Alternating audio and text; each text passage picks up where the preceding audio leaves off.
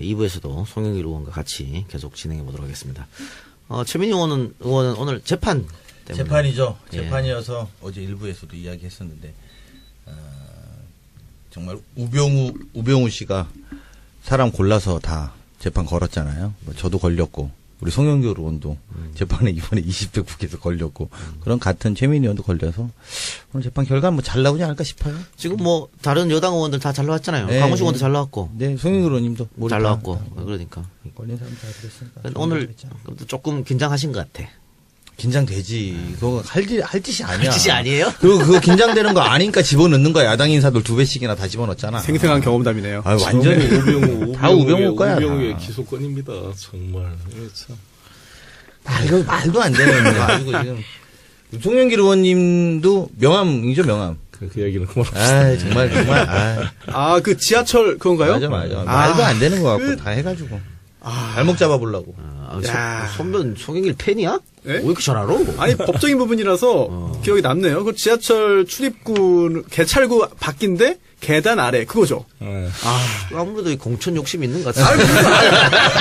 그렇지. 너 설라면 여기 서야 돼. 집에 가다가 끌렸어요. 인천 고향의 변호사 좋아. 여기 서야 저 지금 JTBC 사건반장 같이 출연했다가. 됐고요. 젊은 피를 물려받아. 이 노종면이 부평이야. 노종면 기자요? 부평은 게다가 나왔죠. 여기는 서인청. 대학교 손후배기도 합니다. 네. 노정민 기자 복직. YTN.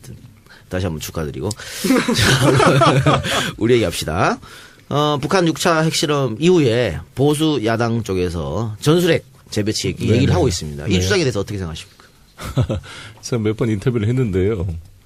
그 안보 포퓰리즘의 전형이 아닌가 생각하는데 그 참 저는 안타까운 게 원유철 의원님이나 이제 자유한국당 의원들이 트럼프 대통령한테 전술핵 배치해 주세요라고 편지를 보내겠다 그래서 참 이런 사대주의 통미봉남 코리아 패싱 자기들이 떠들면서 그대로 따라간다 저는 이렇게 지적을 했습니다. 그게 왜 대한민국 대통령한테 이야기하고 이를 미국 대통령한테 이거를 부탁을 해야 되는가. 물론 정치자들은 북이 핵을 개발했으니까 우리도 전술핵을 놔두는 게 좋지 않을까 이렇게 생각할 수 있지만 사실 북한 핵은 완전히 완성된 것도 아니고 이 북한 핵을 기정사실화시켜줄 수는 우리가 없다고 봅니다. 한반도 비핵화 원칙을 우리가 포기할 수도 없기 때문에 그리고 북한의 핵의 어떤 위협은 지금 미국이 핵 우산을 제공하고 있기 때문에 그걸로 충분한 것이고 만약에 미국이 핵 우산을 제공하지 않는다면 대한민국이 핵을 개발할 수밖에 없잖아요. 그러니까 그는 미국 입장에서는 핵 우산 제공을 안 할 수가 없는 그런 상황이 있는 것이죠. 그 관련해서 그 대통령이 러시아 갔을 때 수행하셨습니다만 푸틴에게 북한으로 들어가는 원유 좀 중단해라 요청했는데 푸틴이 거절했죠? 거절한 이유는 뭐라고 보십니까? 그 거절했다기보다는 이렇게 푸틴이 대통령이 말씀했습니다. 자기들은 4억 톤을 수출하는데 북한에 간 게 러시아에서 간 게 한 4만 톤쯤 좀 비공식적으로 간 것으로 알고 있다. 그 공식적으로 자기들은 원유를 제공하는 게 없다. 오히려 원유는 중국에서 제공하고 있는 거기 때문에 그런 차원의 말씀을 했고 기본적으로 문재인 대통령과의 확실히 합의가 된 것은 평화적으로 해결해야 된다. 그러나 이제 당장 제재에 대해서도 유엔 제재 결의를 러시아도 충분히 지금 그걸 이행하고 있다 이렇게 말씀했기 때문에 이제 약간의 그 강도의 차이는 있었습니다만 대체적으로 의견이 모아졌다고 보여지고 특히 이제 푸틴 대통령은 절대 제재로 해결될 수 없다는 걸 강조한 거죠. 네. 그래서 지금 유엔 안보리가 제재안을 또 통과했는데 러시아 중국이랑 협상한 게 30% 정도 원유 공급 중단. 이게 실제 효과가 있을까요? 그렇죠. 뭐 얼마쯤 효과가 있을지 모르지만은 이제 일단 원유 공급이 제한이라는 것이 이제 만장일치로 합의됐기 때문에 북한에도 압박이 되겠죠. 이제 추가 또 핵실험이나 이게 있으면 이제 더 이거를 중국 러시아도 이거를 이제 더 지켜줄 수 없는 상황이 된다는 것을 알기 때문에 북이 추가 도발을 한다면 이 원유가 중단될 것을 각오하고 해야 되는 상황이 되기 때문에 상당히 압박이 될 수 있다고 봅니다. 이게 어디서도 저도 송영길 의원님 인터뷰를 제가 본 것 같은데 저도 그렇게 이야기하는데 만약에 우리가 100번 양보해서 핵이 들어오면 지금 우리가 지금 주도적으로 이걸 쓸 수는 있는 건가요? 전혀 없죠. 그렇잖아요. 그러니까 이게 지금 상황으로 보면 북한의 핵과 미국의 핵이 한반도에서 놀아야 되는 상황인 거잖아요. 이게 100번 양보해서. 제가 이렇게 얘기합니다. 현재 지금 북한의 핵이라는 것은 운반 수단이 있어야 핵 무기가 되는 거거든요. 핵 물질을 그냥 가방으로 들고 우리 뭐 어디가 공격할 수 있는 게 아니기 때문에 그렇죠. 네. 그 운반 수단이 로켓 아니겠습니까? 네. 근데 그 이제 ICBM을 지금 추진하고 있는데 이 ICBM은 미국을 상대로 말 그대로 대륙간 탄도탄이기 때문에 대한민국을 겨냥하는 무기는 아닙니다. 그런데 전술핵은 우리 대한민국을 겨냥하는 무기가 될 수가 있죠. 그런데 우리가 지금 미국을 상대로 한 ICBM을 만드는데 전술핵을 남한 땅에 갖다 놓은 우리 대한민국 땅에 갖다 놓으면 북한의 전술핵 개발을 일종의 자극하는 것이 되지 않겠어요? 특히 중국과 러시아도 마찬가지고. 그러면 한반도가 훨씬 더 위험해진다고 저는 생각합니다. 그리고 북한 핵을 용인하는 꼴이 되고. 그리고 전술을 갖다 놓으면 이제 중국, 러시아한테 북한 제재하자는 명분이 어디가 있어요? 서로 핵 가졌는데 왜 이쪽 핵 가지 못하게 이렇게 압박을. 더 이상 이제 제재가, 경제 제재가 안 되는 거죠. 그렇죠. 그 명분이 확 줄어들죠. 그리고 중국, 러시아가 사드 가지고 이렇게 반발하는데 전술핵 갖다 놓으면은 그럼 이제 북한 제재 안 하고 이탈할 테니까 너희들끼리 둘이 남북한 둘이 핵 가지고 공포의 균형 속에 잘 살아봐라. 이렇게 될 수가 있는 거잖아요. 근데 일본이 핵 무장을 우리가 부추기는 꼴이 되잖아요. 그렇죠. 일본도 금형본으로 가질 거고. 일본은 지금 불감청 고선일 텐데 그건 아주 어리석은 일이 된다고 봅니다. 이거 재밌는 게요. 제가 하도 답답해서 우리 국민들에게 한번 이거 설명을 하려고 JTBC의 심야 토론을 한번 하자 그랬어요. JTBC는 너무 좋아해서 송영길 의원님 나온다면 하겠습니다 했는데 당장 제가 어느 주를 오늘 좀 불러라. 트럼프 대통령한테 편지까지 보내신 다음에 나와서 국민 앞에서 한번 토론해 봅시다. 그랬더니 안 나오겠다는 거고. 유승민 좀 나오라. 안 나오겠다는 거고. 제가 알기로는 JTBC에서 자유한국당, 바른정당 3선, 2선 의원급들을 전부 다 요청했는데 전부 거절해서 결국 토론회가 무산이 됐어요. 그게 밤샘 토론 아닌가요? 네. 그게 그래서 어떻게 된지 이게 비겁한 거 아닙니까? 비겁하죠. 그게 그래서 결국은 엊그저께 저한테 섭외가 왔는데 저쪽에 정태욱 의원이라고 대변인이 나온다고 하니까 강훈식 의원이 나와달라고 그래서 아니 우리가 무슨 핵을 그렇게 초선 의원 정태욱 의원이 나와서 할 문제가 아니다. 제가 그렇게 그렇죠. 이야기하고 말았는데 상승급이 나와야죠. 나와서 김영우 국방위원장이 김영우 국방위원장은 또 전술핵에 대해서 소극적이라고 그러더라고요. 자신 없으니까 안 나오는 거지 뭐. 할 말이 없겠죠, 나오면. 논리적으로 따지면은 사실. 아니, 재래식 무기에 대한 전시 작전권도 안 가져가겠다는 사람들이 핵무기를 가져와서 자기가 통제할 수 없는 핵무기를 갖다 놓으면 그게 무슨 도움이 될지. 그래요. 그리고 지금 어쨌든 한반도 운명을 둘러싸고 외교전쟁이 지금 치열하게 벌어지고 있습니다. 네. 대통령이 뭐 사드 임시 배치한 것은 뭐 역시 뭐 미국의 압력 또 북한의 위협 뭐 이런 게 있을 수 있고요. 또 반대로 또 중국 쪽에서는 강력하게 반발하고 있는데 송영길 의원이 생각하는 어떤 외교의 로드맵 어떻게 풀어야 될 것 같습니까? 이 지금 첨예하게 대립하고 있는 이 상황에서. 저는 우리가 힘을 모아서 미국의 입장을 존중할 거는 해야겠지만 미국을 설득할 수 있는 그런 자세가 필요하다고 봅니다. 좀 부딪히더라도. 그러니까 김대중 대통령께서 그 조지 W 부시가 그렇게 막 치고 나오는 것을 설득해서 나중에 돌아선역까지 조지 부시 대통령을 안내해 가서 햇볕 정책을 찬성하게 만들었잖아요. 네. 저는 그래서 트럼프 대통령이나 그쪽에 맥메스터나 이쪽에 지금 니키 헤일리 요새 강경파로 나서고 있는데 이런 분들이 우리보다 이 북한을 모르거든요.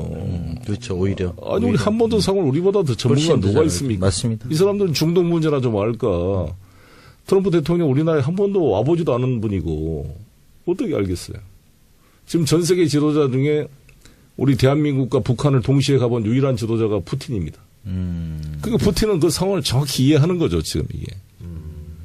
그래서 저는 이제 자신 있게 트럼프 대통령도 우리가 설득하고 좀 논쟁이 되더라도 이제 그런 자세로 앞으로 하지 않으면 이 트럼프 대통령의 이 노선이 수정이 안 되면 쉽지 않을 겁니다. 그리고 어찌됐건 북미 간에 이거를 대화로 풀어내야 될 거 아니겠어요, 막판에. 이걸 북한 문제를 해결할 수 있는 데는 미국밖에 없거든요. 미국이 문제를 같이 합의해서 평화협정 문제부터 시작해서 일단 북핵 그를 중단시키는 동결 조치로 가야 될 거 아니에요. 맞습니다. 이건 문재인 대통령 말씀이 100% 맞습니다. 일단 이건 1차 동결, 2차 폐기로 가야지 이걸 한꺼번에 어떻게 해결되겠어요. 저는 이제 그런 것을 대통령께서 그래도 지금 노력하고 계시는데 평화적 해결 원칙 한반도 운전자론 이걸로 했는데 앞으로 우리가 더 우리 문재인 대통령의 힘을 실어줘서 예. 이건 뚫고 나갈 수 있도록 옆에서 좀 보자 하겠습니다. 예. 자, 그리고 우리가 1부에서 김인수 헌재소장 뭐 부결된 것 관해서 얘기를 했었는데 지금 안철수 대표를 비롯해서 박지원 의원 같은 경우에도 뭐 청와대를 맹비난하고 역으로 대통령이 사과해야 된다 이런 얘기를 하고 있고 추미애 대표도 오히려 추미애 대표는 반대로 국민의당을 비난하고 있는 이런 실정인데 그 국민의당하고의 관계 설정 어떻게 될까요? 이건 제가 좀 말씀을 좀 드려야 되겠는데 예. 먼저 이제 아까 우리 송영교 의원도 말씀하셨습니다만 원내 지도부의 일원으로서 뭐 국민분들이나 또는 우리 당원들한테 정말 송구스럽다는 말씀 먼저 드리겠습니다. 그리고 6월 말에 원래 처음에 인사청문회가 끝나고 나서 6월 달에 7월 말에 원래 이걸 통과시켜 보자 이렇게 했는데 7월 달은 좀 그렇다. 그래서 8월 달에 하자. 그래서 8월 15일 날 국회의장과 원내대표단들이 직권상정에 합의를 합니다. 그러니까 저 도저히 인사청문회 채택보고서는 통과를 못하겠다. 그러면 이제 이 김인수 헌법재판소장 관련된 거는 채택보고서가 안 올라오면 직권상정밖에 안 돼요. 그래서 이제 직권상정에 8월 15일 날 합의를 합니다. 8월 15일 날 합의를 하고 8월 말일 날 이걸 통과시켜서 올리자 이러면서 근데 그 전날 국민의당이 이렇게 표현합니다. 이유정 헌법재판관이 물러나면 김인수에 협조하겠다. 이렇게 이야기를 했어요. 그래서 그런데 공교롭게 이유정 헌법재판관 후보자가 그 다음날 사퇴를 합니다. 그러고 나서 그러면 이제 곧 열자. 이렇게 그래서 열자는 이야기죠. 국민의당 그렇게 말할 때는 이걸 안 되게 하려고 열자고 한 게 아니잖아요. 되게 해보자는 거 아니겠어요? 그쪽 입장에서도. 자 이제 이유정도 정리가 됐으니 그러면 해보자. 그랬더니 그러면 3일 뒤에 열자. 그런데 그 3일 뒤에 어떤 시점에 오냐. 3일 뒤에 한국당이 국회를 보이콧하고 나가죠. 그래서 3일 뒤에 보이콧하고 나가니까 그럼 3일만 더 기다려줘라. 그래도 일야당이 있어야지 할 거 아니냐. 그럼 그때 통과를 하자. 이렇게 이야기를 한단 말이죠. 그러면 알았다. 우리도 협조를 하겠다. 이렇게 이야기해서 그때 또 협조를 받겠다고 약속을 받고 간 거예요. 그래서 이제 국회 월요일 날 들어옵니다. 한국당이 들어와서 이제 지난 월요일이었죠. 그게. 월요일 날 왔을 때 오면서 점심에 표계산을 우리도 하고 우리 당도 하고 김동철 원내대표도 표계산을 하고 점심에 통화를 해요. 그 김동철 원내대표가 우원식 대표한테 자체적으로 계산해보니까 20개는 된다. 이야기를 한 거죠. 그리고 저희도 자체적으로 20에서 25개까지는 될 거라고 생각을 합니다. 그러니까 즉 우리가 120석에다가 그리고 10석이 우리한테 우호적인데 정의당 6석 그리고 4석인데 그중에 우리 이번에 새민중당 만드신 분 2분하고 그다음에 국회의장 서영교 의원까지 이렇게 해서 10명이에요. 그래서 사실상 130석에다가 국민의당이 20석만 해주면 저희가 계산이 되는 입장에서 김동철 대표가 본인이 여러 번 다음에 해줄게를 했으니 약속을 한 거죠. 그래서 점심에 걱정하지 마세요. 20개는 될 것 같습니다라고 이야기했는데 표를 까보니까 그렇지 않았던 거고 아까 우리 송영길 의원이 분석한 대로 실제로 기독교로부터 많은 그게 한 4-5명의 표가 돌아선 계기가 됐을 거라는 분석이 사실 대체적으로 합리적인 분석인데 이래놓고 난 다음이 문제입니다. 그리고 나서 어떻게 되느냐 이야기를 하냐 120석 중에 반란표가 있을 거다.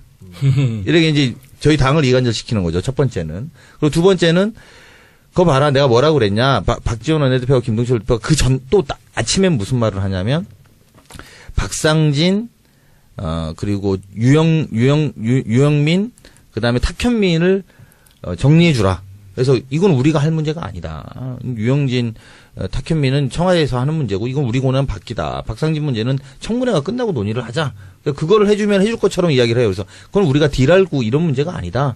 김인수를 이제 더 이상 미룰 수가 없다. 또 여기 대목에서 원내 지도부의 입장에서는 김인수 헌법재판소장님이 헌법재판소에서부터 들리는 말들은 자꾸 더 이상 끄는 거 보면 나도 힘들어서 못하겠다. 이런 메시지가 또 들려왔던 게 사실이거든요. 그래서 저희가 더 시간을 가지기는 좀 어려운 국면이 있었습니다. 그래서 이게 사실 이제 변명을 드리는 것은 아니고 일단 경각보고는 이렇게 드리고 그럼에도 불구하고 원내 지도부가 좀 더 강단이 있게 표를 더 챙겨냈어야 된다. 이런 것에 대해서 자성의 송구스럽다는 말씀을 올리면서 자성의 반성을 하고 있습니다. 그리고 하여튼 정황 보고는 그렇게 좀 보고를 드리면 될 것 같고요. 이런 면에 사실은 근본적 회의가 됩니다. 저 개인적으로는. 국민의당, 그러니까 두 가지 딜레마죠. 국민의당하고 우리가 이야기를 해야 되나? 이거 어떻게 믿을 수가 있어? 근데 아니면 그럼 안 하면 또 어떻게 이 국정을 운영할 것인가? 이게 이제 지금 현재의 우리의 고민이다 이렇게 말씀드리는 걸로 보고를 드리겠습니다. 알겠습니다. 그러면 송 의원님 어떻게 생각하세요? 방금 딜레마다라고 말씀하셨는데 그 안철수 의원이 굉장히 기뻐하는 것은 존재감 가시했다는 것 같아요. 앞으로 우리가 계속 캐스팅보드 질 수 있다 뭐 이런 거. 그러니까 우리가 끌려갈 수도 없고 그게 어떻게 해야 됩니까? 자신이 조직적으로 이걸 부결시켰다는 선행 자백을 한 것으로 봐야죠. 그렇게 보여요. 그러니까 진짜 우리가 강호식 의원님 말씀한 대로 그때 김장경 MBC 사장 체포 영장을 이유로 장애투쟁한 홍준표의 그 자유한국당을 배제시키고 표결을 했어야 되는데 거기에 그렇죠. 영합하는 모습이 안철수 대표가 취임하고 첫 국민의당의 행태였지 않습니까? 그렇습니다. 이게 참 걱정이 되던데 결국 이런 결과를 낳게 되었습니다. 그래서 저희들은 어떤 국민의당 의원 전체가 다 또 성향도 다르시기 때문에 저희들은 저희한테 우호적인 국민의당 의원들과 적극적으로 더 결합을 해야 된다고 봅니다. 그래서 이번에 김명수 대법원장 후보 통과는 너무너무나 중요한 일이기 때문에 저희들이 적극 전방위적 노력을 해야 된다고 생각합니다. 저희가 할 수 있는 모든 노력을 다 하는 게 마지막 일이고 예. 다만 이번에 전 배운 게 국민의당은 다 믿을 수 있는 건 확실히 아니다. 그렇죠. 이거는 확실히 경계심을 특히 갖고 이야기해야 안철수 대표의 이런 무언치가한 태도, 전혀 새정치가 아닌 구정치 이 모습에 대해서는 분명한 지적이 있어야 된다고 생각합니다. 알겠습니다. 자, 이것도 원내 대변인께서 말씀해 주셔야 될 것 같은데. 뭔데? 자유한국당이 뭐 언론 장악 국정조사 하자 이렇게 나오고 있는데 거기에 논리를 제공한 게 아마 조선일보에서 보도한 민주당의 언론 장악 문건이에요. 이게 뭡니까? 일단 설명해 주세요. 언론 장악 문건이 뭔지. 이 문건이 지난 민주당 의원 워크샵에서 뭐 워크샵에 자료로 나왔다. 처음에 이제 이렇게 보도가 됐어요. 그래서 이제 해당 상임위, 우리 과정방이, 미방이죠.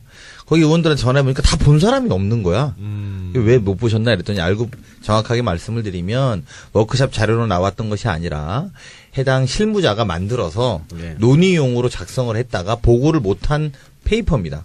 근데 이것이 어떻게 조선일보에 들어가 있죠. 근데 이제 여기서 우리가 하나를 좀 되짚어봐야 되는 건 그렇다면 조선일보는 왜 이것을 가지고 문제 제기를 세게 할까?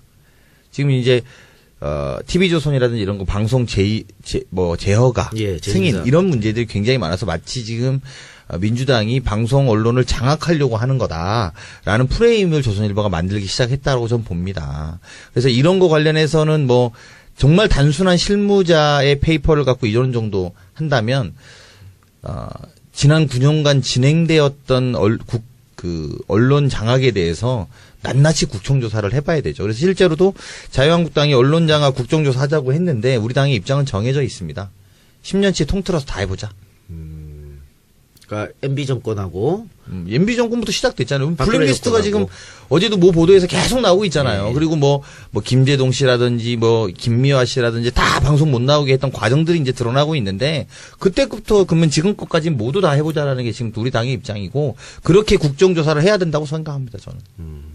그렇게 다 받아줘 그런 것도 다 하면 받아줄 용의는 있다. 그럼요. 다 해야죠. 하려면. 지금 4개월 된 정부의 국정조사라는 게 말이 되냐고 앞에 9년을 해야지. 정말 요즘에 우리 이낙연 국총리가 너무 답변을 잘해 주셔가지고. 그래요. 화제가 됐더라고요. 빅히트, 대인기. 그렇습니다. 정말 할 말을 없게 만든 것 같습니다. 정말 질문하던 야당 의원들이 할 말을 잃고 뭐 이제 아무 말도 못하고 그냥 가만히 있더라고요. 그렇죠. 아니, 그런데 우리 일반 국민들의 상식적인 것을 총리께서 아주 제대로 대변하고 있다고 보는데. 젠틀하게 세련되게 하신 것 같아요. 큰 억지가 어디가 있습니까? 국회 거기 말할 때 의원들 석에서 막 웃어요. 여당 의원들이. 너무 황당하니까 질문이 준비가 안 돼 있어갖고 질문이 준비가 좀 어느 정도 돼 있는 걸 물어야 되는데 이거 막 여기서 막 웃어요. 준비가 너무 안 돼 있어서.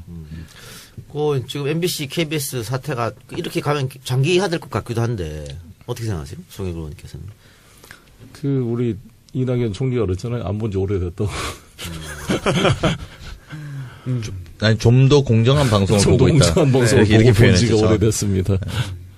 의원님도 KBS, MBC는 시청 별로 안 하시나요? 안 보고 있습니다. 좀 더 공정한 방송 보시나요?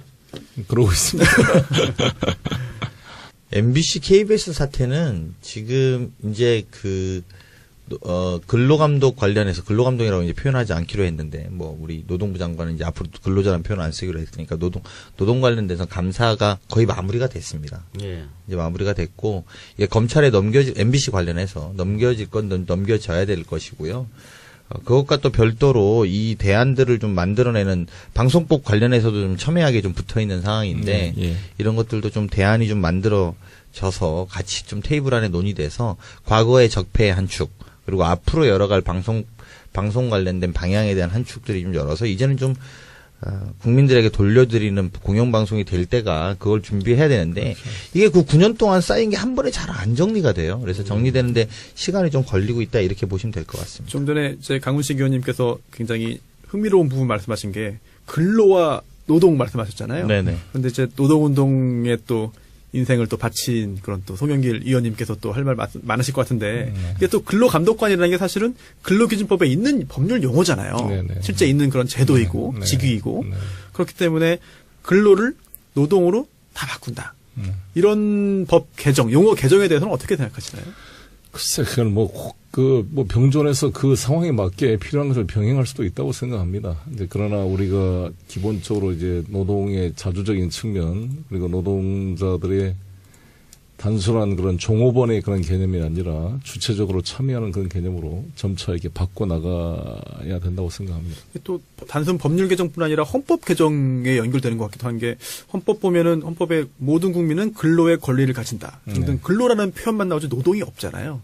물론 같은 의미 아니냐 넘어갈 수 있겠습니다만, 애초에 노동이라는 표현을 다 쓰던 건데 헌법 제정 당시에 또 그걸 의도적으로 빼고 근로로 대체한 것 같거든요. 네.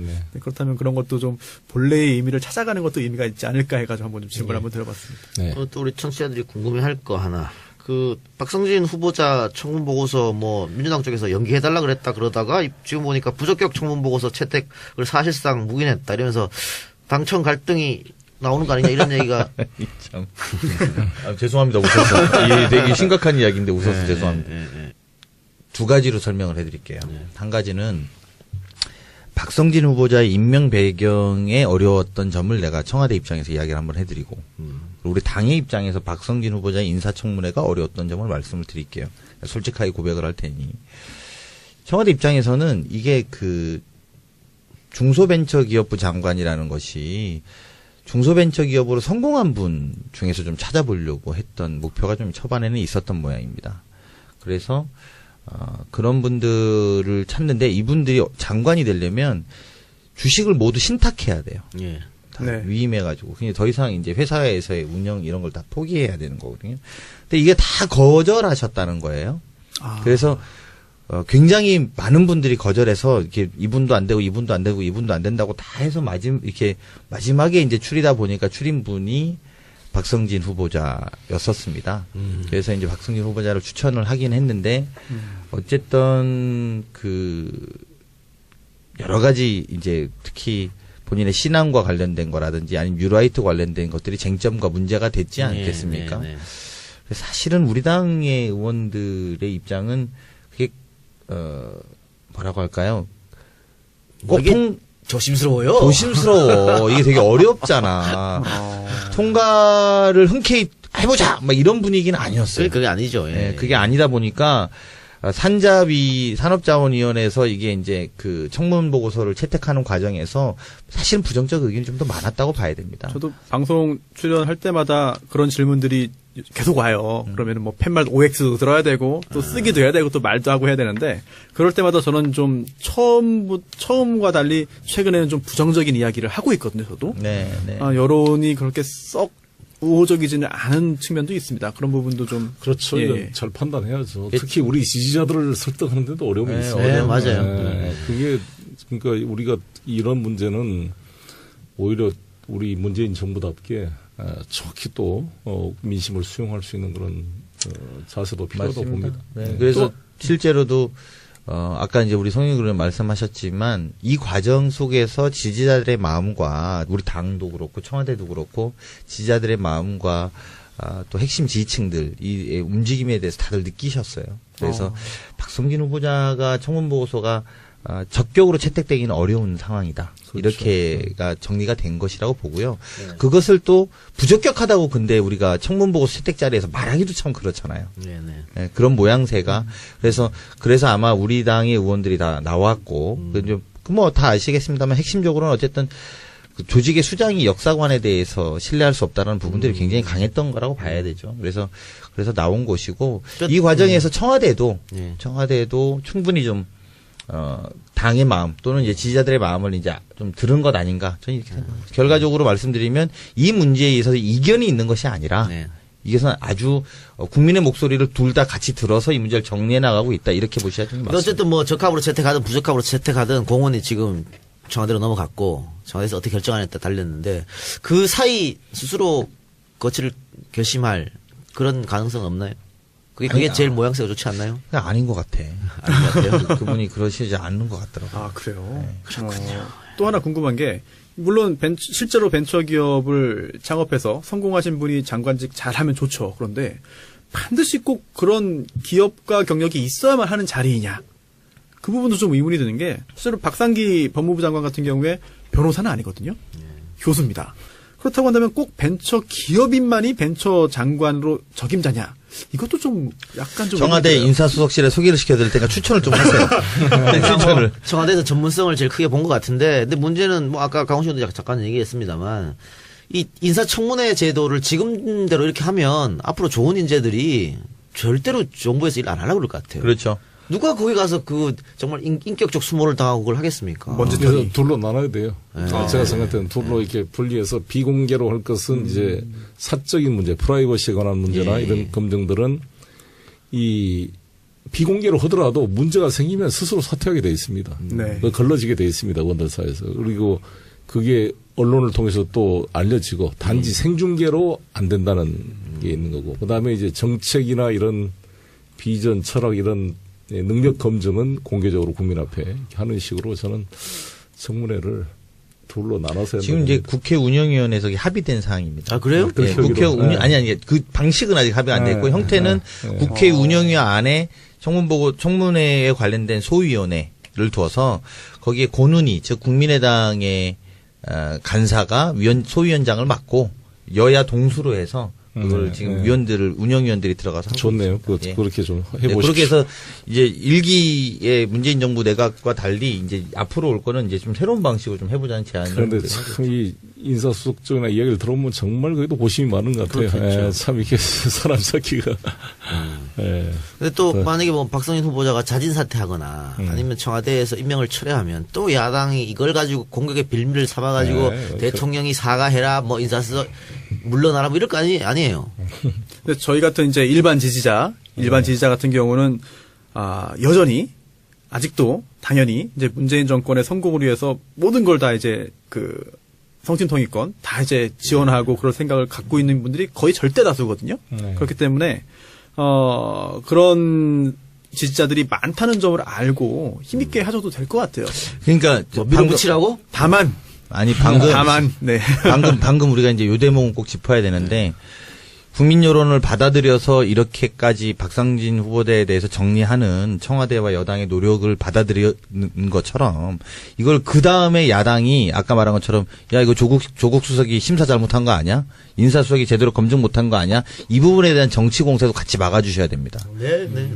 그렇죠. 근데 이렇잖아요. 자기들은 정말 김희수 같은 헌법소장을 부결시키는 사람들이 그러니까. 정말 야당이 분별력 있게 지적을 하면 국민적 공감을 얻을 수 있는데 저렇게 좋은 분들도 날려버리면서 이걸 하니까 설득력이 떨어지는 거죠. 맞습니다. 지지율이 전부는 아니지만 지지율이 이제 정말 대중들의 지금 현재의 상황과 마음을 보여주기는 하는 거거든요. 당연히 그런 부분에 있어서는 좀 대중을 믿으셔도 되지 않을까.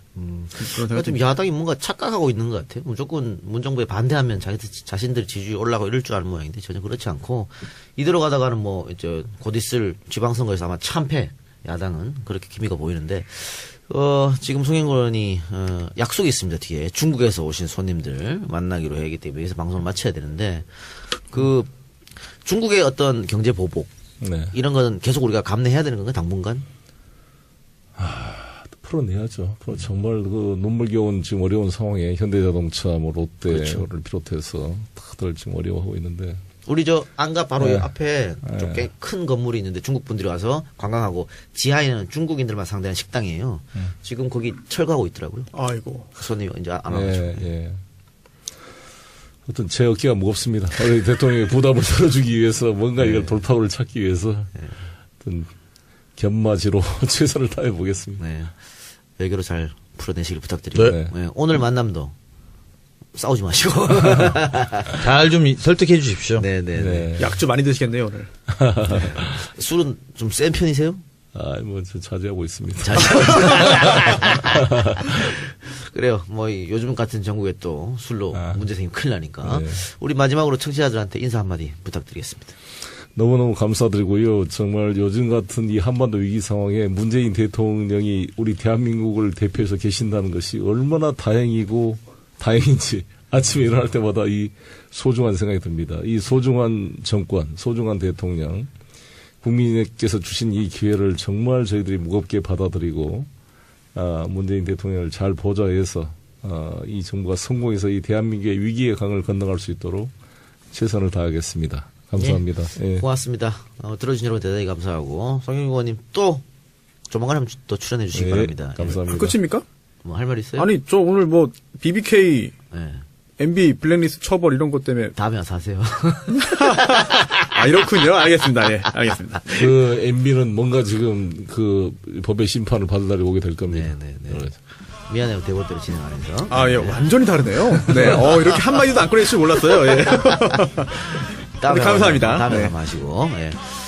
예, 손준비 수고하셨고, 강원님도 고생하셨습니다. 네, 수고하셨습니다. 저희 다음 주에 뵙겠습니다. 고맙습니다. 네, 고맙습니다. 감사합니다. 안보 포퓰리즘의 전형이 아닌가 생각하는데 그 참 저는 안타까운 게 원유철 의원님이나 이제 자유한국당 의원들이 예.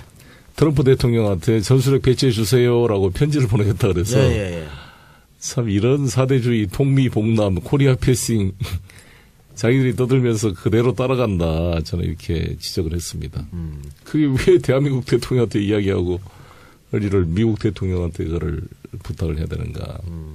물론 청취자들은 북이 핵을 개발했으니까 우리도 전술핵을 놔두는 게 좋지 않을까 이렇게 생각할 수 있지만 사실 북한 핵은 완전히 완성된 것도 아니고 이 북한 핵을 기정사실화시켜줄 수는 우리가 없다고 봅니다. 한반도 비핵화 원칙을 우리가 포기할 수도 없기 때문에 그리고 북한의 핵의 어떤 위협은 지금 미국이 핵 우산을 제공하고 있기 때문에 그걸로 충분한 것이고 만약에 미국이 핵 우산을 제공하지 않는다면 대한민국이 핵을 개발할 수밖에 없잖아요.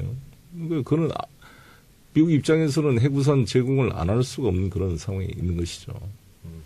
그 관련해서 그 대통령이 러시아 갔을 때 네. 수행하셨습니다만 푸틴에게 북한으로 들어가는 원유 좀 중단해라 요청했는데 푸틴이 거절했죠. 거절한 이유는 뭐라고 보십니까? 그 거절했다기보다는 이렇게 푸틴이 대통령이 말씀했습니다. 예. 자기들은 4억 톤을 수출하는데 예. 북한에 간 게 러시아에서 간 게 한 4만 톤쯤 좀 비공식적으로 간 것으로 알고 있다. 그 공식적으로 자기들은 원유를 제공하는 게 없다. 오히려 원유는 중국에서 제공하고 있는 거기 때문에 이제 그런 차원의 말씀을 했고 기본적으로 문재인 대통령과의 확실히 합의가 된 것은 평화적으로 해결해야 된다. 그러나 이제 당장 제재에 대해서도 유엔 제재 결의를 러시아도 충분히 지금 그걸 이행하고 있다 이렇게 말씀했기 때문에 자신 없으니까 안 나오는 거지 뭐. 할 말이 없겠죠, 나오면. 논리적으로 따지면은 사실. 아니 재래식 무기에 대한 전시 작전권도 안 가져가겠다는 사람들이 핵무기를 가져와서 자기가 통제할 수 없는 핵무기를 갖다 놓으면 그게 무슨 도움이 될지. 그래요. 그리고 지금 어쨌든 한반도 운명을 둘러싸고 외교 전쟁이 지금 치열하게 벌어지고 있습니다. 네. 대통령이 뭐 사드 임시 배치한 것은 뭐 역시 뭐 미국의 압력 또 북한의 위협 뭐 이런 게 있을 수 있고요. 또 반대로 또 중국 쪽에서는 강력하게 반발하고 있는데 송영길 의원이 생각하는 어떤 외교의 로드맵 어떻게 풀어야 될 것 같습니까? 이 지금 첨예하게 대립하고 있는 이 상황에서. 저는 우리가 힘을 모아서 미국의 입장을 존중할 거는 해야겠지만 미국을 설득할 수 있는 그런 자세가 필요하다고 봅니다. 좀 부딪히더라도. 그러니까 김대중 대통령께서 그 조지 W 부시가 그렇게 막 치고 나오는 것을 설득해서 나중에 도라선 역까지 조지 부시 대통령을 안내해 가서 햇볕 정책을 찬성하게 만들었잖아요. 네. 저는 그래서 트럼프 대통령이나 그쪽에 맥메스터나 이쪽에 지금 니키 헤일리 요새 강경파로 나서고 있는데 이런 분들이 우리보다 이 북한을 모르거든요. 그렇죠. 오히려. 아니 우리 한반도 상황을 우리보다 더 전문가 누가 있습니까? 맞습니다. 이 사람들은 중동 문제나 좀 알까. 트럼프 대통령 우리나라에 한 번도 와보지도 않은 분이고 어떻게 알겠어요. 지금 전 세계 지도자 중에 우리 대한민국과 북한을 동시에 가본 유일한 지도자가 푸틴입니다. 그러니까 푸틴은 그 상황을 정확히 이해하는 거죠, 지금 이게. 그래서 저는 이제 자신 있게 트럼프 대통령도 우리가 설득하고 좀 논쟁이 되더라도 이제 그런 자세로 앞으로 하지 않으면 이 트럼프 대통령의 이 노선이 수정에 이제 약간의 그 강도의 차이는 있었습니다만 대체적으로 의견이 모아졌다고 보여지고 특히 이제 푸틴 대통령은 절대 제재로 해결될 수 없다는 걸 강조한 거죠. 네. 그래서 지금 유엔 안보리가 제재안을 또 통과했는데 러시아 중국이랑 협상한 게 30% 정도 원유 공급 중단. 이게 실제 효과가 있을까요? 그렇죠. 뭐 얼마쯤 효과가 있을지 모르지만은 이제 일단 원유 공급이 제한이라는 것이 이제 만장일치로 합의됐기 때문에 북한에도 압박이 되겠죠. 이제 추가 또 핵실험이나 이게 있으면 이제 더 이거를 중국 러시아도 이거를 이제 더 지켜줄 수 없는 상황이 된다는 것을 알기 때문에 북이 추가 도발을 한다면 이 원유가 중단될 것을 각오하고 해야 되는 상황이 되기 때문에 상당히 압박이 될 수 있다고 봅니다. 이게 어디서도 저도 송영길 의원님 인터뷰를 제가 본 것 같은데 저도 그렇게 이야기하는데 만약에 우리가 100번 양보해서 핵이 들어오면 지금 우리가 지금 주도적으로 이걸 쓸 수는 있는 건가요? 전혀 없죠. 그렇잖아요. 그러니까 이게 지금 상황으로 보면 북한의 핵과 미국의 핵이 한반도에서 놀아야 되는 상황인 거잖아요. 이게 100번 양보해서.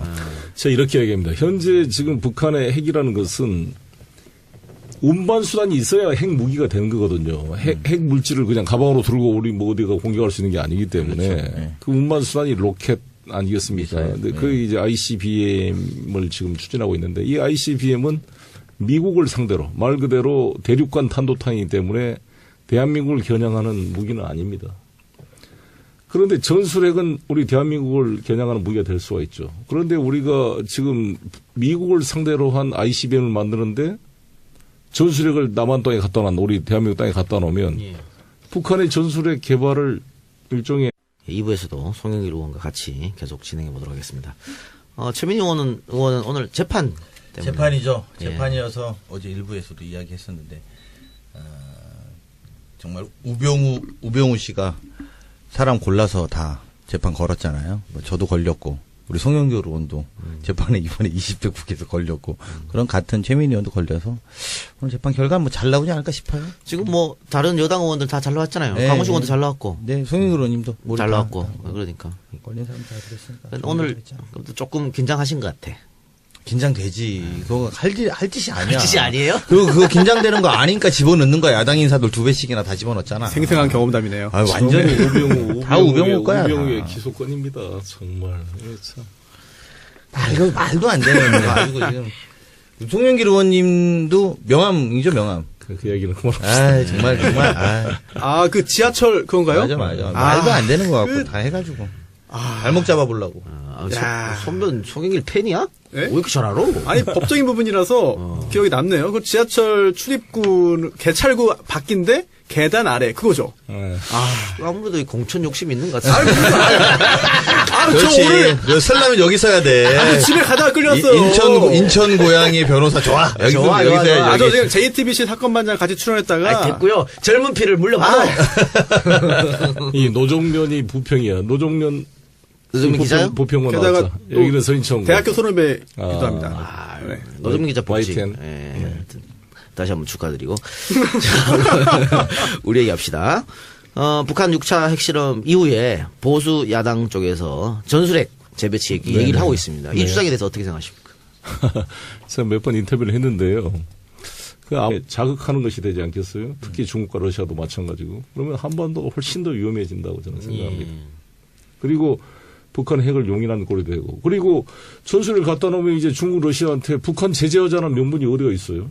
서로 핵 가졌는데 왜 이쪽 핵까지 못하게 이렇게 압박을 더 이상 이제 제재가 네. 경제 제재가 안 되는 거죠. 그렇죠. 그 명분이 네. 확 줄어들죠. 그리고 중국 러시아가 사드 가지고 이렇게 반발하는데 전술에 갖다 놓으면은 그럼 이제 북한 제재 안 하고 이탈할 테니까 너희들끼리 둘이 남북한 둘이 핵 가지고 공포의 균형 속에 잘 살아봐라.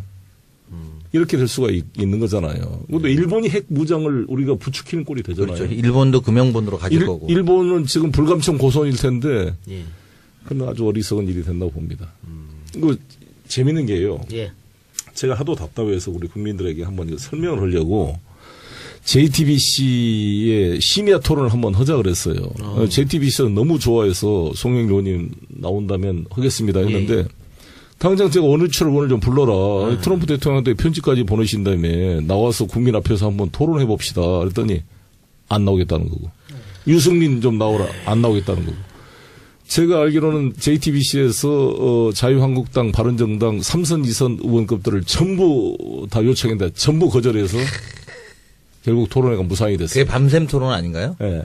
그게 그래서 어떻게 된지 이게 아시죠? 비겁한 거 아닙니까? 도대체. 그게 그래서 결국은 엊그저께 저한테 섭외가 왔는데 저쪽에 정태욱 의원이라고 대변인이 나온다고 하니까 강훈식 의원이 나와달라고 그래서 아니 우리가 무슨 핵을 그렇게 초선 의원 정태욱 의원이 나와서 할 문제가 아니다. 네? 제가 그렇게 그렇죠. 이야기하고 말았는데 상선급이 나와야죠. 나와서 김영우 국방위원장이 김영우 국방위원장은 또 전술핵에 대해서 소극적이라고 그러더라고요.